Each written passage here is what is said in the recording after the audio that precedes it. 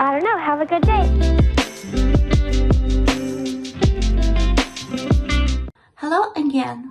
Today I want you to know two completely different and similar stories. Maybe you will like it and you'll find something to say. Okay, let's start. AITA for reminding my stepmother about how she really met my father. I'm 21 and I'm a man, and I was at my father's house for Christmas this year. Most of my paternal family was there, but the only people relevant to this situation are my dad, his wife Sasha, my sister Jasmine, and her boyfriend Mike. Jasmine is my only full sister and we're extremely close.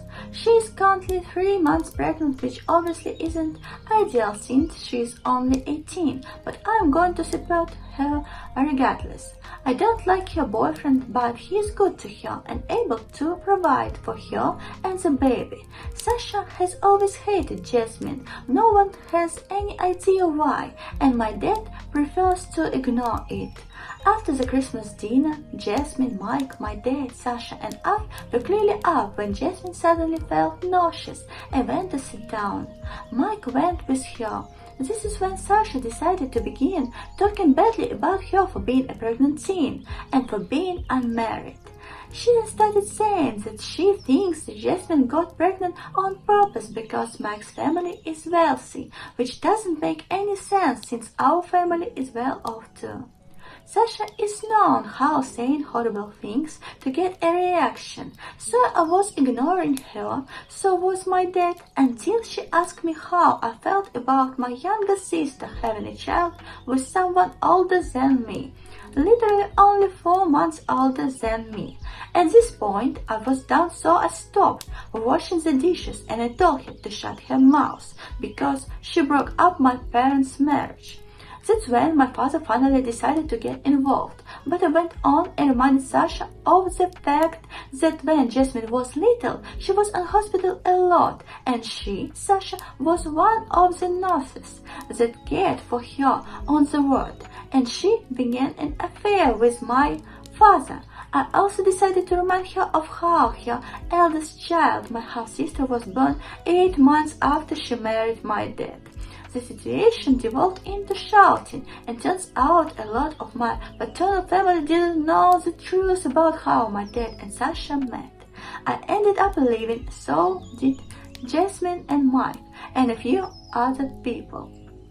Now my dad is demanding that I apologize to his wife for embarrassing her and making her look bad in front of the whole family. Now I want an unbiased view on whether or not I'm the asshole for rising to my stepmother base her insults to Jasmine and going low by exposing her. AITA. You were protecting your sister. It was the right thing to do, and I think your stepmother should apologize for her bad words, and your father wasn't right, I think. And this is my point of view. What do you think about this story? And now we have the next story. AITA for spoiling my friend's child and turning him against her. I'm 31 and I'm a single woman who lives alone and doesn't intend on having children on my own. I'm not wealthy, but I make enough to very confidently support myself. I work from home and have a flexible schedule, so I have a lot of time to live how I want. I have a complicated friendship with Emma. She is 27 because I love her, but she frustrates me. Emma is a single mom with 2 children, Caleb and Grace. Grace has had serious lung problems since birth and contracted LCV in October and has been hospitalized since. It's been a horrible time and she's finally more stable now, but not well. Early in Grace's hospitalization, Emma asked me to take Caleb. Emma lives with her parents, who were not willing to watch him full time, so I happily took him in and temporarily converted my den into a room for him. He's a sweet kid who's been through a lot, and I'm happy to give him some quiet space. I've never taken care of a child long time before, and my life was not set up for kids, but he has adjusted well. I love cooking and collecting special ingredients to use and trying new recipes, and Caleb just rolls with it. I grow microgreens at home and he's loved watching the process, incorporating them into his food. He hasn't liked everything, but he's always willing to try. I like ball painting and we've been having craft nights where he gets to experiment with his own canvases, which he has enjoyed. We also take trips to museums and shows, and I kept up my regular life, and luckily he was thrilled to come along. I would have struggled to come up with a more kid-specific lifestyle. Emma usually only calls weekly and sees him maybe once or twice a month, which bases me, but the great situation must be trying, so I try not to hold against her, but it does mean that Emma really has no idea what we do day to day. Yesterday was Christmas and he was going home to visit his mom.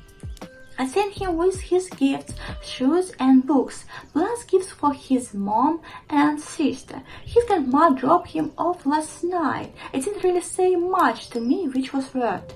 Caleb looked sad. I didn't want to talk about, so I let it be and watched a movie before bed. Late at night, I got a call from Emma screaming, crying at me for ruining her relationship with her son.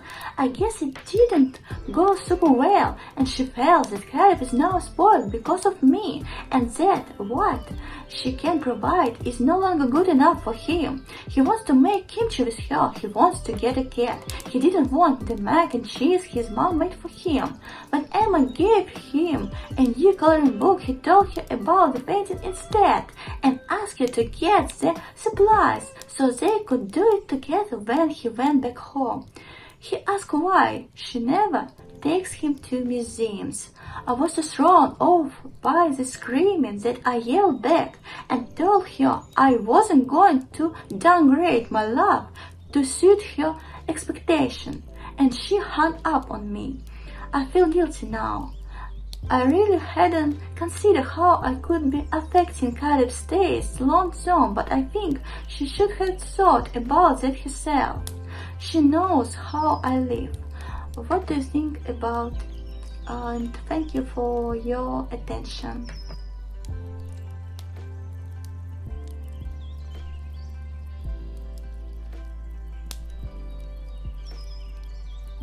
I don't know, have a good day.